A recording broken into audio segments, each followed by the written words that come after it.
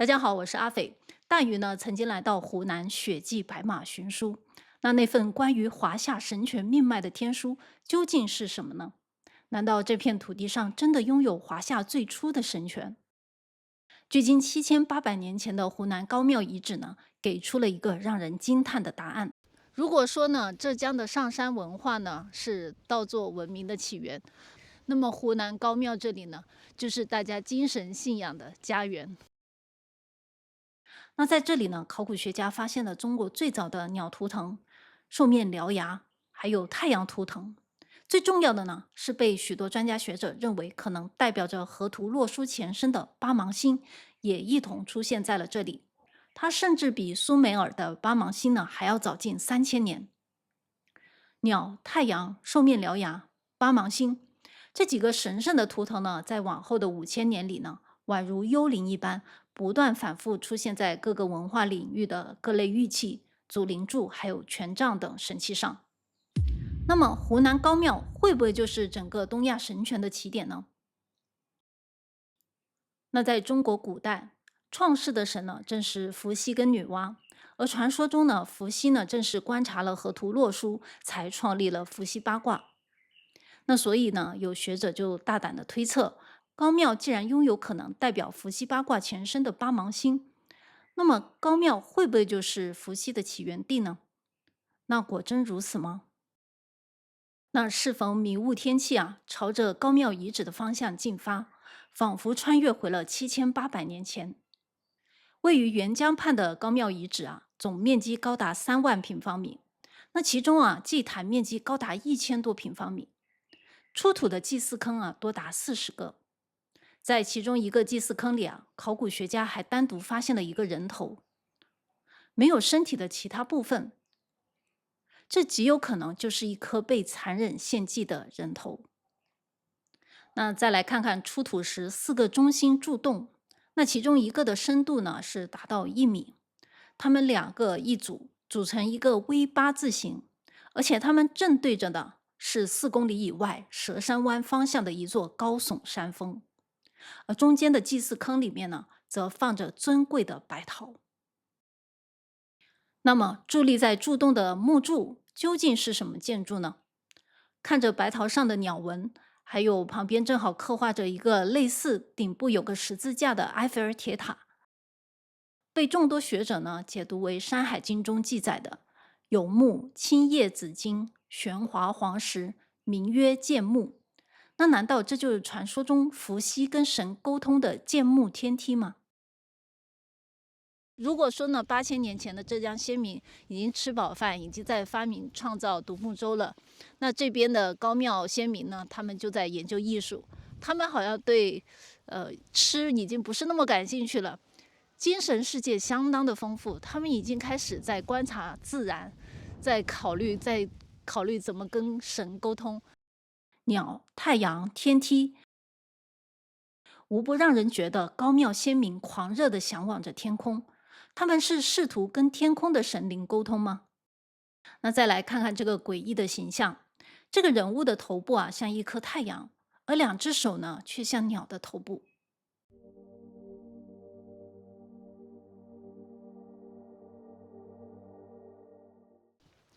那么这个白陶上的一个太阳人的形象，会不会就是这个祭祀呢？很有可能啊。无独有偶，我又是在千里之外的印尼南岛语族松巴岛居民的伊卡之物上看过一种非常相似的形象，这是被他们称为 Marapu 的祖灵。那这个跨越数千公里的巧合，难道仅仅是艺术的撞车吗？还是说高庙的神明曾经跨越过海洋？答案就藏在影片的最后。那从这些白陶的纹饰啊，不难想象出7800年前的高庙人精神生活是多么的疯狂跟丰富。那当然，这一切呢，都是在物质条件极其充足的前提下才得以实现的。这相当于高庙人的一个垃圾区，那边远处的墙上是螺壳，是螺蛳壳，都是他们吃剩的。现在这种螺蛳它已经灭绝了。高庙人呢，在这里住了大概有2000年，至少有2000年。可想而知，这2000年的时间里面都是很稳定、很富裕的，大家生活都很太平。看这里的螺蛳壳，全都是他们吃剩的，有堆得像山一样高。他们吃掉了得有多少啊？堆得像座小山一样。在丰衣足食的情况下，他们的精神世界彻底的大爆发，而且呈现在了这些精美的白陶上。那这些白陶呢，并不是普通的器物，而是专门用于祭祀的法器。用来制作白陶的陶土呢，都是精心筛选过的高岭土。那高庙人呢，吃完螺棒之后呢，将这些白色的蚌壳呢碾碎，渗入陶土中。这不仅能够增加陶器的耐热性，还能提升白陶的质感。那更不可思议的是啊，他们还在土中加入了云母粉。云母呢是一种天然的稀酸盐矿物，具有极高的光线反射率。也就是说呢，在白天自然光下呢，这些白陶会闪闪发亮。而在夜晚呢，在血红的篝火旁边呢，你就能看到这些精美的白陶反射出跳跃的火光。那再配合上陶盘上的鸟跟獠牙，更是充分调动起神秘又狂热的祭祀氛围。这又让我想起了日本人类学家鸟居龙藏在台湾进行原住民调查的时候呢，他也发现过泽利先族中有一种会发出闪光的陶壶。部落的人说啊，这种技艺呢已经失传，已经不懂得如何制作了。那看着这一个个诡谲奔放的白陶，仿佛能看到另外一个魔幻世界。这里没有饥饿，只有带着神的语言下凡的鸟儿，还有头上散发着阳光的神。他双臂一挥，鸟儿食物从天而降。那这一切呢，可能都是来自于家中女子们的想象。他们默默地观察着自然万物，通过手中的竹签记录在了白陶上。而在高庙呢，发现了一位40岁女性的墓葬，陪伴她安葬的呢，还有一颗她掉落后刻意回收的臼齿，还有一些山羊牙、鹿骨，还有白陶碎片。那更让人意外的是呢，它是被竹席或者是一种芦苇席小心翼翼地包裹着。在那个物资极度有限的年代啊，能耗费大量时间编织竹席厚葬一个人，足以说明呢，他在部落中的身份可能极不普通。她会不会正是一位掌握白陶祭祀技艺的女巫呢？鸟纹、还有太阳纹、还有獠牙的这些艺术创作手法呢？你说放到现在一点都不过时，看起来很像一位成熟的艺术家创作出来的。当高庙文化发展到巅峰时呢，他们还独创了一种全新的表现手法。那也就是说，用多根竹签呢捆绑成必点搓印工具，那在白陶上小心翼翼的一点一点的点搓着。他们将天空中的太阳、飞鸟，还有男人带回来的野猪、獠牙，作为他们的创作灵感，并且将日常的祭祀生活记录在了这个小小的白陶上。他们就这样过着丰饶的田园生活。他们的白陶文化和雕刻技艺呢，甚至辐射到了周边的村落。那在洞庭湖畔的汤家港遗址，我们发现了和高庙一样带有八芒星的白陶。还有汤家港人似乎更痴迷于八芒星的设计，不仅是单纯的八芒星啊，它还增加了非常多丰富的细节，比如后世的各种织物啊，还有笋人盾上出现的 S 型。他们还在八芒星的基础上呢，设计了16芒星的图腾。那这是后世贵州啊、广西还有东南亚铜鼓上经常出现的核心图腾。那紧接着呢是千家坪，千家坪呢是出土白陶最多的地方，高庙出土了100多件白陶，那千家坪就高达1000多件，而且它们的质地啊更胜于高庙，胎体极薄，极其细腻，而且烧成的温度也很高。千家坪的必点搓艺工艺呢，达到了变态的精确度，点阵密集且排列极其规整，就像是有模板印上去的一样。那獠牙和鸟纹呢，被进一步几何化，而且展现出高度的秩序感，而且还大量使用了剪地浮雕的雕刻手法，也就是3000多年后呢，石家和玉经常用到的雕刻手法。那看看这些白陶上的兽面纹啊，简直就和石卯还有良渚的兽面纹有着共同的神韵。这也是中国考古学泰斗级学者王仁香先生所极力推崇的一个核心观点。再看看千家坪的位置啊，它位于湘南的南岭山脉腹地，是先民在湘江水系跟珠江水系之间迁徙交流的核心枢纽。他们在这里呢，将白陶的鸟啊，还有八芒星祭祀图腾源源不断地输送到了华南的各个角落。没错啊，这些白陶最远到达的地方呢，就是现在高度繁华的大湾区、深圳、香港和澳门。那在深圳的咸头岭呢，竟然发现了和高庙同一戳印风格的白陶，很难想象在如此现代化的城市啊，竟然有着近7000多年前的文物。白陶人头祭祭祀坑穴，祭祀用的立柱，高庙呢开创了极度丰富的祭祀文化。这也是否能够说明伏羲就是源自于湖南的高庙呢？那么我们来分析一个被学者们一致认为最重要的依据——八芒星。那刻有八芒星的玉鹰啊和玉龟板，在后来距今5800年左右的安徽林家滩也出土了。这个被誉为最早的河图洛书，那它们的源头会不会就是来自于高庙的八芒星呢？极有可能，毕竟在时间线上，高庙的八芒星呢比林家滩早了1000多年。但我觉得对于高庙人来说呢，八芒星的意义可能和河图洛书呢不同。河图洛书呢更多是用于观测天象的工具，而高庙人呢则是以渔猎为主，甚至没有发展出完整的农业生产。他们更像是一群沉迷于宗教狂热的人群。所以呢，高庙的八芒星呢，应该不像学者们推测的那样代表着节气，它不是测量时间的罗盘，而是丛林里的渔猎者在面对无尽的黑暗跟野兽的时候，对光最狂热的信仰。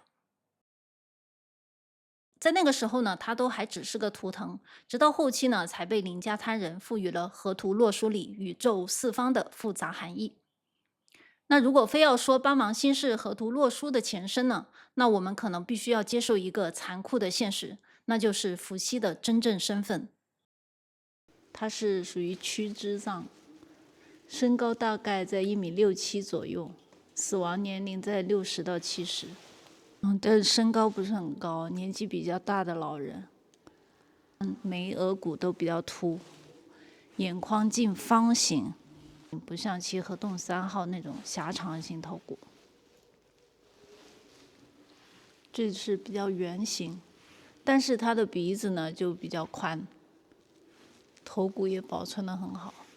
那根据高庙出土的人骨鉴定跟测试啊，由湖南省文物考古研究所的贺刚、赵雅峰，澳大利亚国立大学的洪小纯，日本札幌医科大学松村博文，还有越南社会科学院考古研究所的阮林强，多国研究人员合作完成了这份震惊学界的报告。经过多国的专家反复比对呢，高庙人呢在体质特征上呢是更接近于澳大拉西亚美拉尼西亚人种。这不就是我们前面提到过的松巴岛上的居民啊，他们也是拥有极高的美拉尼西亚基因。也就是说呢，7800年前的高庙人和现代的澳洲原住民呢，还有美拉尼西亚人呢，有着共同的祖先。他们呢是曾经生活在华南地区的古老人种。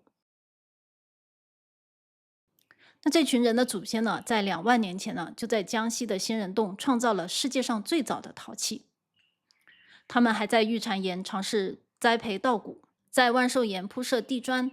他们统治着华南地区将近5万年。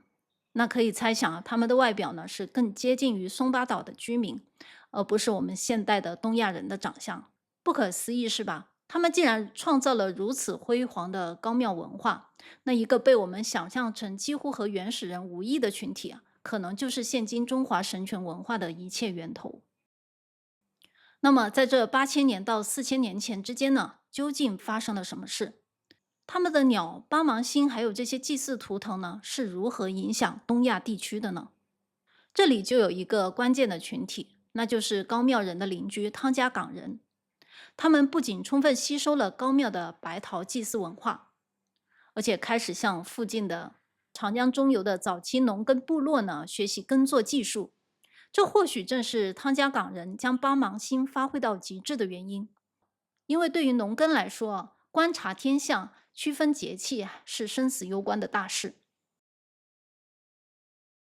那随着这些长江中游农民的农业发展呢，他们的人口呢也开始呈几何级数的膨胀，地盘呢也不断的扩张，因此呢，他们不可避免的开始疯狂的挤压汤家岗人的生存空间。